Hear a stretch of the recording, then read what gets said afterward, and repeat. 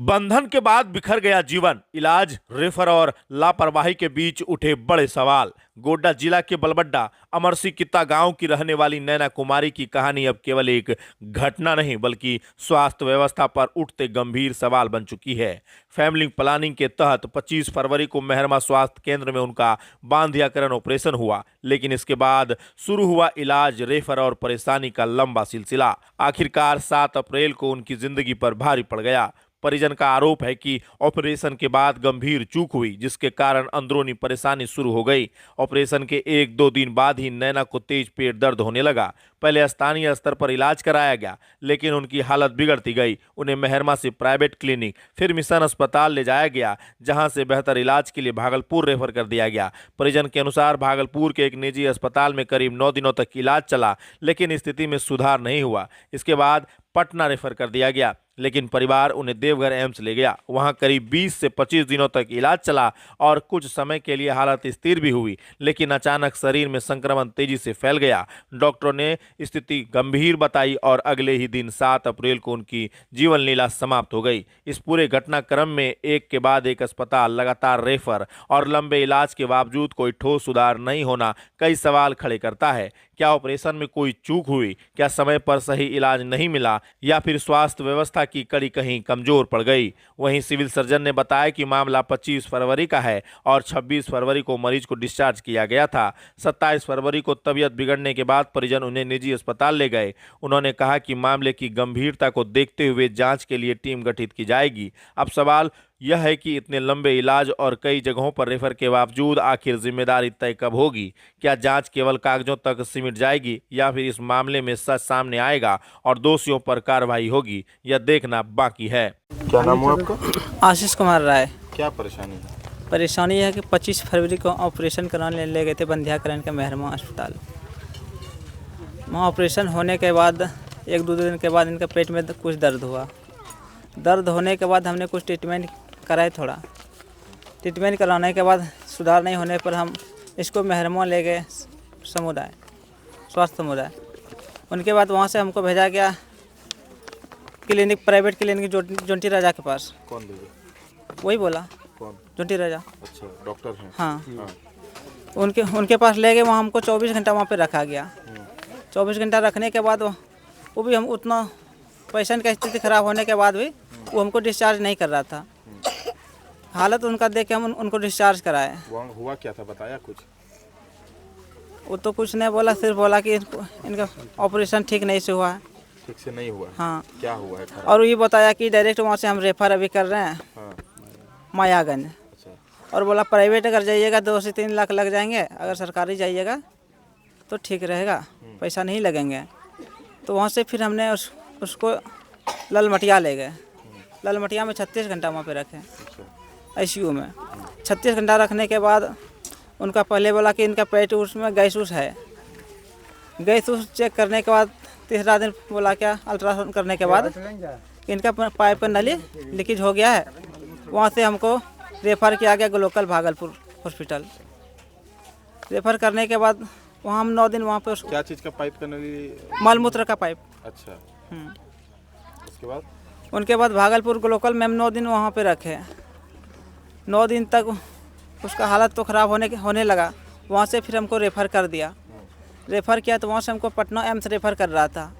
तो वहाँ से हम पटना एम्स नहीं जाके हम देवघर एम्स में वहाँ से 20 से 25 दिन वहाँ पे रखने के बाद वहाँ भी पहले ठीक ही था। ठीक होते होते फिर बाद में गड़बड़ाया और बोला इनका शरीर में पूरा इन्फेक्शन फैल गया है, बचना बहुत मुश्किल है बोला। और दूसरे दिन इनका डेथ हो गया। क्या नाम है आपका? आशीष कुमार राय। कौन है आपकी वाइफ?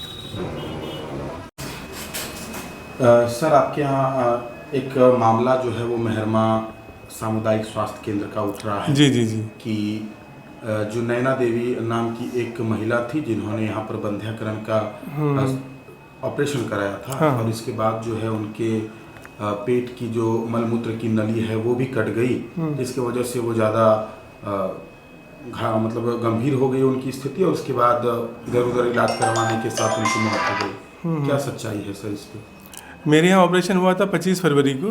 हाँ, फैमिली प्लानिंग के तहत जो होता है उस दिन 25 ऑपरेशन हुआ था। सभी सेफली डिस्चार्ज दूसरे दिन हो गए थे, ठीक ना। उसके बाद फिर वो लोग अगर कुछ कॉम्प्लिकेशन होता तो वो वापस हम लोग के पास आते, कभी आए नहीं। तो उसके बाद फिर उस विषय में हम नहीं जानते हैं कि फिर वो लोग कहाँ गए नहीं गए, इस सब के विषय में हमको कुछ जानकारी नहीं है। लेकिन आज हमको मालूम चला कि उनकी डेथ हो गई है। बस हम यही बोलना चाहते हैं। अच्छा, तो ये आरोप पर आपका क्या मतलब कुछ रिएक्शन है सर कि उनके मलमूत्र की नली जो है वो कट चुकी थी उसी ऑपरेशन के दौरान, और उनके पास रिपोर्ट भी है सर जो अगले डॉक्टर हैं उनके हिसाब से। तो अब ये सब चीज़ रिपोर्ट तो हम पूरा देखे नहीं हैं। हाँ, लेकिन सुनने में तो यही आ रहा है। हाँ। अच्छा। हाँ। ऐसे और भी कई मामले उसी मतलब कि यहाँ पर ही बंध्याकरण करवाने देखिए, हम लोग यहाँ ऐसे के साथ हुआ है। हम लोग यहाँ ऐसा कभी कभी होता है, बहुत सारे ऑपरेशन होते हैं, कभी कभी होता है कॉम्प्लिकेशंस होते हैं, तो तुरंत उसका निर्वाहन यहीं हो जाता है, हम ही लोग के अस्पताल में हो जाता है, तो फिर वो ठीक हो जाते हैं।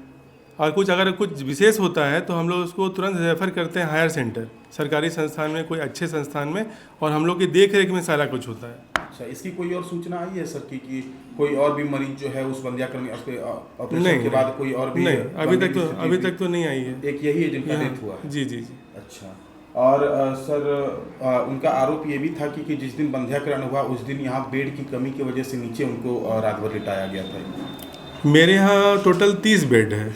हाँ, उस दिन 25 ऑपरेशन हुआ था। हाँ, सारा का लिस्ट है मेरे पास। तो 10 बेड तो इंडोर में रहता है, बाकी इधर रहता है। तो कभी कभी परेशानी, पेशेंट के परिजन भी आ जाते हैं। एक पेशेंट के साथ 3-4 परिजन रहते हैं, तो वो लोग पहले से बेड को अपने कैप्चर में रख लेते हैं, तो उससे थोड़ी परेशानी तो होती है। लेकिन इस संबंध में हमको पूरी जानकारी नहीं है कि वो मतलब उसको बेड मिली थी कि नहीं मिली थी। सर, मेहरमा सामुदायिक स्वास्थ्य केंद्र से एक मामला आया है सर, जहां पर बीते 24 फरवरी को एक बंध्याकरण का ऑपरेशन का शिविर शायद लगा हुआ था, जिसमें बलबड्डा के अमरसी कित्ता की रहने वाली नैना कुमारी का बंध्याकरण कराया गया था। और घर वालों का एक गंभीर आरोप जो है सर वो स्वास्थ्य विभाग के ऊपर लगा हुआ है कि बंध्याकरण के बाद जो है उन्हें उनके मलमूत्र के नली को काट दिया गया, जिसके वजह से देवघर एम्स तक उनका इलाज चला और अब उनकी मृत्यु हो गई है सर। तो इस पर क्या लग रहा है सर, क्या कुछ जांच वगैरह कुछ हुआ है सर? 25 फरवरी को ऑपरेशन हुआ था और 26 को पेशेंट को डिस्चार्ज किया गया। वहाँ से चाय वगैरह पी करके उसके बाद डिस्चार्ज किया जाता है, दवा दे दिया जाता है। लेकिन जैसा कि बतलाया गया कि दूसरे दिन 27 तारीख को उनकी कुछ तबीयत ख़राब हुई, तो वहाँ से वो एक प्राइवेट क्लिनिक में ले गए और उसके बाद फिर मिशन हॉस्पिटल में गए, जहाँ से उनको रेफ़र कर दिया गया और भागलपुर में उनका इलाज चल रहा था, जैसा कि जानकारी मिली है। और ये दुखद घटना है कि कल 7 अप्रैल को उनकी मृत्यु हो गई है।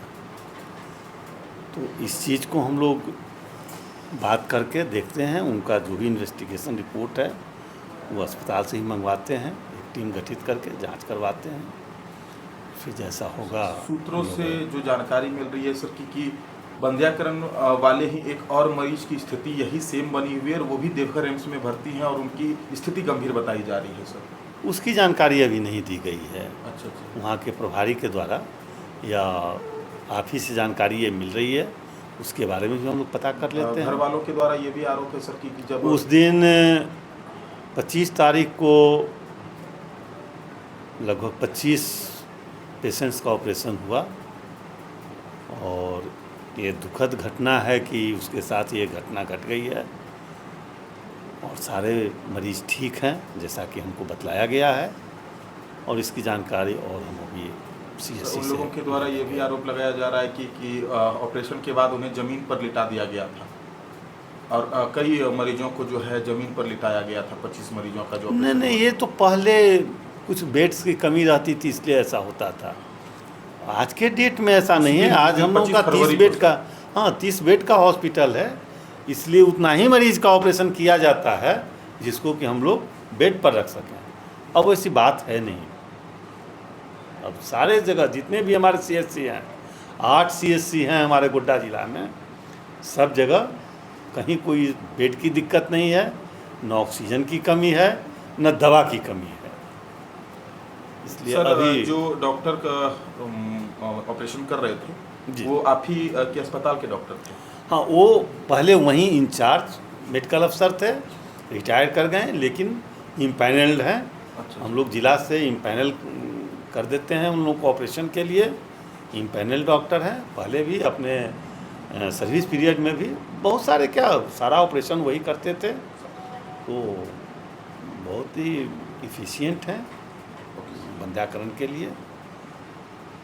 इसलिए कहीं कोई उसमें दिक्कत नहीं है। लेकिन अब तो ये दुखद विषय है, दुखद घटना है, इसको हम लोग संज्ञान में ले करके और इसकी जांच करवाते हैं आखिर बात क्या है। Thank you. जैसे